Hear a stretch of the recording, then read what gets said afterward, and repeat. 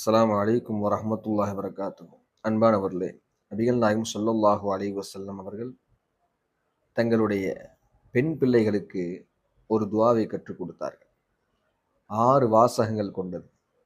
சுப்ஹானல்லாஹி வ பிஹம்திஹி வலா குவத்த இல்லா பில்லாஹி மாஷா அல்லாஹு கான் வமா லம் யஷா லம் யகுன் அஅலமு அன்னல்லாஹ அலா குல்லி ஷைஇன் கதீர் வ அன்னல்லாஹ கத் அஹாத பிகுல்லி ஷைஇன் இல்மா.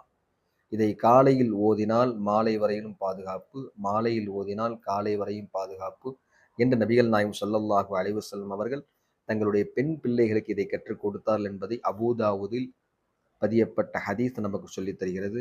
அல்லாஹ் ரப்புல் ஆலமீன் நம்முடைய பிள்ளைகளுக்கும், ஆண் பிள்ளைகள், பெண் பிள்ளைகள் எல்லோரும் இதை ஓதலாம்.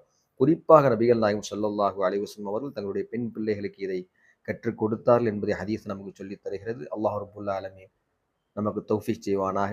அஸ்ஸலாமு அலைக்கும் வரஹ்மத்துல்லாஹி வபரகாத்துஹு.